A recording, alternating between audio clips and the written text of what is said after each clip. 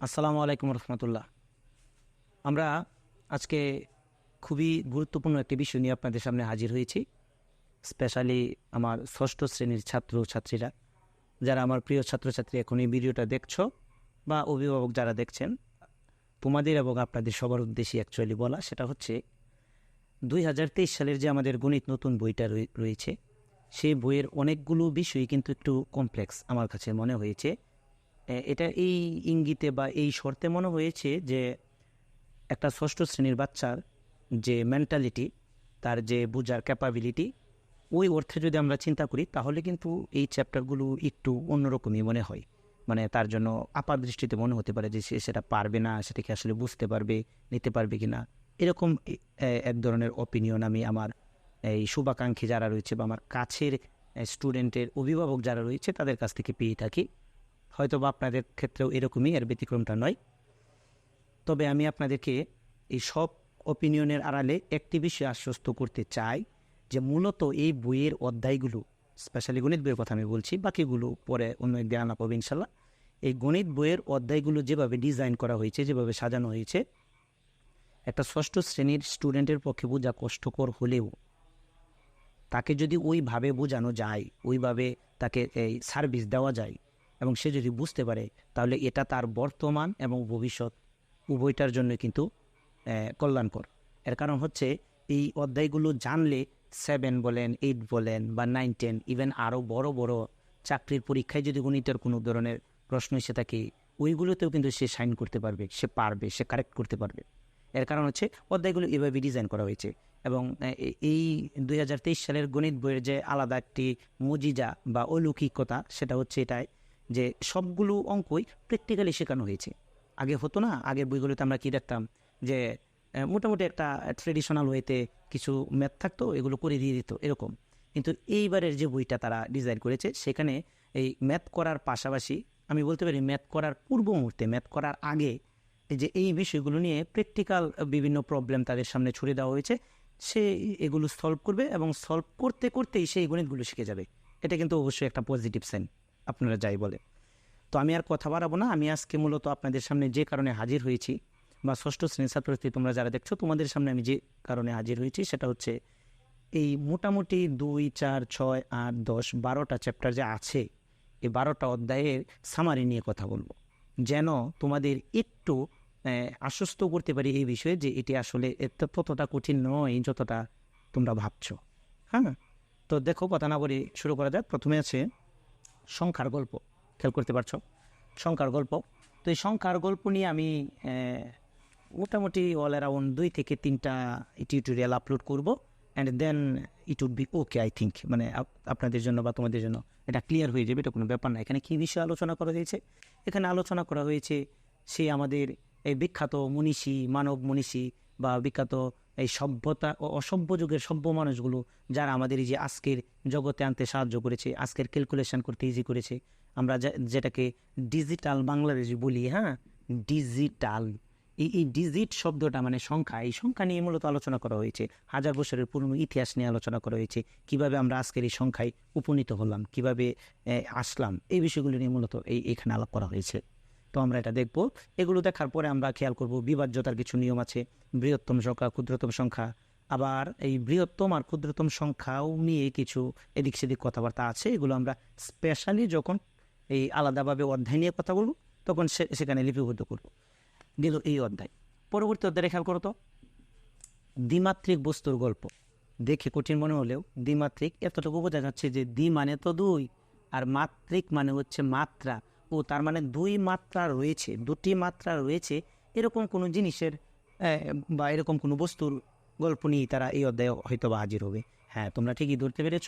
আসলে সেটা হচ্ছে এই যে আয়তক্ষেত্র, বর্গক্ষেত্র, এই যে আয়ত, হ্যাঁ, এই যে বর্গ, তারপর ধরো এই যে রম্বস, তারপর ধরো যে ট্রাপিজিয়াম, হ্যাঁ, এই যে এগুলো কিন্তু মাত্রা 2টা। প্রশ্ন হচ্ছে কেন? কারণ এটা দৈর্ঘ্য আর প্রস্থ, দৈর্ঘ্য প্রস্থ, দৈর্ঘ্য প্রস্থ, দৈর্ঘ্য প্রস্থ, এই যে 2টা মাত্রা, শুধুমাত্র 2টা, একটা লেন্থ আর একটা ব্রেথ, দৈর্ঘ্য প্রস্থ, এরকম 2টা মাত্রা নিয়ে যেখানে কথা হয়েছে, সেটা হচ্ছে দ্বিমাত্রিক বস্তু। আর এই দ্বিমাত্রিক বস্তুর গল্প, এগুলো হয়তো বা আমাদের ক্ষেত্রফল বের করা শেখা লাগতে পারে, আমাদের পরিসীমা বের করা লাগতে পারে, আমাদের কর্ণ বের করা লাগতে পারে, হ্যাঁ, আর যদি বলো যে প্র্যাকটিক্যাল সমস্যা তো আছেই। যেমন তুমি তোমার ঘরের তোমার আব্বু বা আম্মু যে ঘরটা টাইলস করেছে, তুমি কিন্তু সেই হিসাবটা ঠিকই দিতে পারবে যদি এই অধ্যায় সম্পর্কে তোমার আইডিয়া থাকে। অবশ্যই এটা ভালো একটা সাইন। এই অধ্যায় যদি শিখতে পারি আমরা, তাহলে এটা আমরা করতে পারবো। যাই হোক, এই অধ্যায় নিয়ে এখানে এই বিষয় আলাপ হয়েছে। আর যদি বলো দৈর্ঘ্য প্রস্থের পাশাপাশি যে স্যার আরেকটা থাকে হাইট, মানে উচ্চতা, এরকম জিনিস আছে না? যেমন এই যে আমার রাস্তাটা তোমরা খেয়াল করো, এখানে যে দৈর্ঘ্য, হ্যাঁ, তারপরে এই যে প্রস্থ, তারপরে দেখো এই যে উচ্চতা, তার মানে এটার মাত্রা 3টা। আর যার 3টা মাত্রা থাকে সেটা অবশ্যই 3 ডাইমেনশনাল অবজেক্ট অথবা ত্রিমাত্রিক একটা বস্তু। সেই ত্রিমাত্রিক বস্তু নিয়ে কথা বলা হয়েছে এই অধ্যায়টাতে, এই যে ত্রিমাত্রিক বস্তুর গল্প। তার মানে আমরা কিন্তু কোনোভাবেই ঠকে যাচ্ছি না, আমরা দ্বিমাত্রিক বস্তুর গল্প পড়ার পাশাপাশি ত্রিমাত্রিক বস্তুর গল্পটাও পড়তে পারবো। এই সংক্রান্ত যত সমস্যাগুলি আছে সেগুলো সলভ করতে পারবো। আচ্ছা, আমরা লক্ষ্য করতে পারছি তথ্য অনুসন্ধান ও বিশ্লেষণ যে অধ্যায়টা বরাবরই আমাদের আগের বইগুলো যে ছিল, এই আগের বইগুলোতে সব সময় সবার শেষে ছিল। সেই সবার শেষে জায়গা পাওয়া অধ্যায়টাকে তারা 1, 2, 3 তৃতীয় অধ্যায়ে নিয়ে এসেছে। তার মানে বুঝতে হবে তথ্য অনুসন্ধান ও বিশ্লেষণটা কিন্তু ভেরি মাচ ইম্পর্টেন্ট। আর এটার যে সত্যতা, এই যে আমি বললাম যে এটা আসলে গুরুত্বপূর্ণ, এটার সত্যতা কিন্তু তুমি একটু চোখ কান খোলা রেখে ভাবলেই বুঝতে পারবে। তুমি ক্রিকেট খেলা দেখতে বসেছো, সেখানে দেখবা কী ধরনের এক হিজিবিজি বারবার কি একটা গ্রাফ চলে আসলো, আসলে what does it mean by, আসলে এটা কী বোঝাচ্ছে, এটা কিন্তু তুমি বুঝতে পারবা যদি তুমি এই অধ্যায়টা মোটামুটি পড়ো। যে আসলে এখানে মূলত বিভিন্ন ধরনের গ্রাফ সংক্রান্ত প্রবলেম দেওয়া আছে, গড় দেওয়া আছে, মধ্যক, প্রচুরক, এগুলো আমরা শিখবো। তো এই অধ্যায়টাও কিন্তু গুরুত্বপূর্ণ। আমি সবগুলা অধ্যায়েরই ইন্ডিভিজুয়াল ভিডিও তৈরি করব, এক একটা অধ্যায়ের উপর অ্যাটলিস্ট 2 থেকে 3টা ভিডিও হবে। যদি এই প্লেলিস্টটা কেউ দেখে থাকো, ষষ্ঠ শ্রেণীর গণিত কমপ্লিট, এতটুকু আমি আপনাদেরকে বলতে পারি। এরপরে খেয়াল করো মৌলিক উৎপাদকের গাছ। এই অধ্যায়ের নামগুলি কেমন জানি একটু মানে ইন্টারেস্টিং। মৌলিক উৎপাদকের গাছ হয় কি না?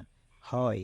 তোমরা যারা 5ম শ্রেণীতে এই কি পড়েছ, উৎপাদক পড়েছ, মানে গুণনীয়ক পড়েছ, 5-এর গুণনীয়ক, 7-এর গুণনীয়ক বা গুণিতক পড়েছ, যেটাকে আমরা নামতা বলি। এই গুণনীয়ক, গুণিতক, ইউক্লিডীয় প্রক্রিয়ায় লসাগু পড়েছ, গসাগু পড়েছ, হ্যাঁ। তো এই সবগুলো নিয়ে কিন্তু এই অধ্যায়টা সাজানো হয়েছে, এই মৌলিক উৎপাদকের গাছ। এখানে আমরা আগে হয়তো বা এভাবে পড়েছি যে 12-এর গুণনীয়ক কী কী, 12-এর গুণনীয়ক 1, 2, 3, 4, 6, 12 এগুলো। এখন হয়তো বা এভাবে পড়বে যে 12কে ভাঙলে কাদেরকে তুমি পাচ্ছ। যেমন 12কে ভাঙলে আমি 1 আর 12কে পাচ্ছি, এই 12কে ভাঙলে 2 আর 6কে পাচ্ছি, এই 6কে ভাঙলে 2 আর 3কে পাচ্ছি। এই যে একটা গাছের আকার ধারণ করলো না, একটা ট্রির আকার ধারণ করলো না, এটাই মূলত মৌলিক উৎপাদকের গাছ। তার মানে আমরা কিন্তু ওই যে 5ম শ্রেণীর যে এই অধ্যায়গুলো ছিল সেগুলোর সাথে যেগুলোর ম্যাচিং আছে, যেগুলোর মিল আছে, সেটা কিন্তু অ্যাডজাস্ট করে পড়বো, এটা খেয়াল রাখবা। তারপর আমরা দেখবো এগুলো করার পরে এই প্রক্রিয়া আসলে কীভাবে গসাগুলো শো করতে হয়, এগুলো দেখব। এছাড়াও আরও কিছু বাস্তব সমস্যাগুলি রয়েছে, এগুলো দেখব। গেল এটা। এরপর হচ্ছে দৈর্ঘ্যমাপী এই অধ্যায়টা মোটামুটি বলা চলে আমরা এই পরিমিতি তো তোমরা আবার বুঝবা না। 9, 10-এর যে পরিমিতি আছে, সেই 9, 10-এর পরিমিতির সাথে এই অধ্যায়টা এগুলো যায়। এটা কিন্তু এই জ্যামিতিরও কিছু একটা পার্ট এখানে রয়েছে। আমরা যখন দৈর্ঘ্যমাপী অধ্যায়টা সম্পূর্ণ আলোচনা করব তখন তোমরা বুঝতে পারবা। তোমরা যারা নতুন বইটা পেয়েছো তারা সবাই আমার এই কথাগুলোর সাথে মিলিয়ে একটু অধ্যায়গুলো চেক করে নিও। আশা করি তোমাদের কিছুটা ভয় হলেও দূর হবে। খেয়াল করি এরপরের অধ্যায়টা পূর্ণ সংখ্যার জগৎ। আগের যে বইটা ছিল আমাদের, গত 6ষ্ঠ শ্রেণীর বইয়ে পূর্ণ সংখ্যার জগৎটা যেভাবে ডিজাইন করা হয়েছিল এই বই এভাবেই আছে, কিন্তু কেন জানি এখানে একটা শুভঙ্করের ফাঁকি দেওয়া হয়েছে। তোমার কাছে মনে হবে এটা নতুন নতুন লাগছে, বিষয়টা কিন্তু তেমন না, খুবই ইজি। এখানে আমরা মূলত কথা বলবো সংখ্যা রেখা নিয়ে। কি নিয়ে? সংখ্যা রেখা। এই সংখ্যা রেখা নিয়ে অবশ্য এই প্রথম অধ্যায়ে কিছুটা আলোচনা হয়ে যাবে ইতিমধ্যে, কিন্তু এখানে অ্যাকচুয়ালি পূর্ণ সংখ্যার যে আসল টেস্টটা, আসল সারটা, সেটা তুমি এই অধ্যায়ে গিয়ে পাবে। কারণ এই অধ্যায়ে শুধু 0 থেকে শুরু করে পজিটিভ সংখ্যাগুলোর কথাই আলোচনা করা হয়েছে, কিন্তু এই অধ্যায়ে কিন্তু নেগেটিভ সংখ্যা সম্পর্কে পরিচয় করে দেওয়া হয়েছে ফর দ্য ফার্স্ট টাইম এই বইয়ে। 6ষ্ঠ শ্রেণীর বইয়ে প্রথমবারের জন্য এই অধ্যায়টাতে আমরা এই নেগেটিভ বা ঋণাত্মক সংখ্যা বা মাইনাস সহ সংখ্যা, যা মাইনাস চিহ্নযুক্ত সংখ্যা, সেটা নিয়ে আলোচনা পাবো এখানে।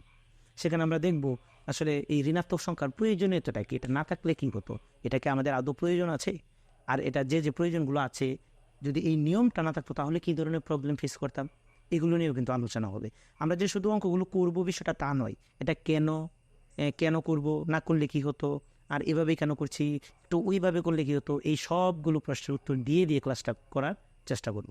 পরে আমরা দেখি ভগ্নাংশের খেলা। মনে হতে পারে তোমার কাছে যে ভগ্নাংশের খেলা তো স্যার এই ধরনের ব্যাপার স্যাপার থাকবে, এই যে এই ধরনের ব্যাপার স্যাপার, যে উপরে লব, নিচে হর, এই যে লব, এই যে হর, এগুলো আসলে এটাই লব বাই হর সংক্রান্ত ব্যাপার স্যাপারই ভগ্নাংশ। কিন্তু বিশ্বাস করো এই অধ্যায়টাতে এই খেলা শব্দটা দিয়ে মূলত এই অধ্যায়ের যথার্থতা তারা নিরূপণ করেছে। ভগ্নাংশটাকে নিয়ে তারা খেলাধুলা করবে। এক কথায় তুমি যে বিষয়গুলো এই ট্রেডিশনাল ওয়েতে গদবাদা নিয়মে পড়ে আসছিলে সেগুলো তারা বিভিন্ন ধরনের গ্রিড, কি বলছেন কথাটা, বিভিন্ন ধরনের গ্রিড মানে হচ্ছে এক ধরনের ড্রয়িং, এক ধরনের চিত্র, ছবি, এতে একে তারা এই ভগ্নাংশের যোগ করাবে, ভগ্নাংশের বিয়োগ করাবে, ভগ্নাংশের গুণ করাবে, ভগ্নাংশের ভাগ করাবে, ইভেন এই ভগ্নাংশ রিলেটেড বিভিন্ন সমস্যাও সলভ করাবে ছবি এঁকে এঁকে। আর ওই যে আমাদের যে আগের নিয়ম সেটা তো আছেই, বাট নতুন একটা এই সিস্টেম যুক্ত হওয়ার কারণে কিন্তু এটার পাশে এই খেলা শব্দটা যথোপযুক্ত হয়েছে বলে আমি মনে করি। তোমরা একটু বইটা খুলে দেখতে পারবে এবং পঞ্চম শ্রেণীর যে যতটুকু জ্ঞান ছিল ততটুকু জ্ঞান যথাযথভাবে কাজে লাগবে। এরপরে হচ্ছে অজানা রাশির জগৎ। অজানা রাশির জগৎ কথাটা কি বলছে দেখো তো। অজানা রাশির জগৎ মানে কি? মানে হচ্ছে যেটা জানা না, ও জানা, ও তার মানে যে যে বিষয়গুলো আমরা জানি না সেই বিষয়গুলোকে আমরা কীভাবে করতে পারি। আসলে এটা বীজগণিতের পার্ট। এখন তোমরা ওরা কি বলতে পারো স্যার পাটিগণিত কি, বীজগণিত কি, এগুলো আবার কি? আসলে বীজগণিত হচ্ছে একটা গণিতের স্পেশাল কাইন্ড অফ ব্রাঞ্চ বা শাখা বলতে পারি, যেখানে সংখ্যা প্রতীকের পাশাপাশি যেমন 1 2 3 এগুলোর পাশাপাশি আরও কিছু এক্স ওয়াই জেড এই অক্ষর সম্বলিত কিছু একটা থাকবে, সেটাই হচ্ছে মূলত এই বীজগণিত। আমরা পঞ্চম শ্রেণীর চতুর্থ অধ্যায়ে মেবি ক খ দিয়ে কিছু প্রবলেম সলভ করেছিলাম, আর সেই ক খ এর পরিবর্তে এক্স ওয়াই জেড এর মজাটাই নিব এই অজানা রাশির জগতে, এবং এটা কিভাবে প্রসিড করতে হয় সেটা আমি অধ্যায় যখন করাবো তখন বলে দেবো ইনশাল্লাহ। আমরা পরে খেয়াল করছি সরল সমীকরণ। এই সরল সমীকরণের মাধ্যমে আমরা এরকম কিছু ইকুয়েশন সলভ করব।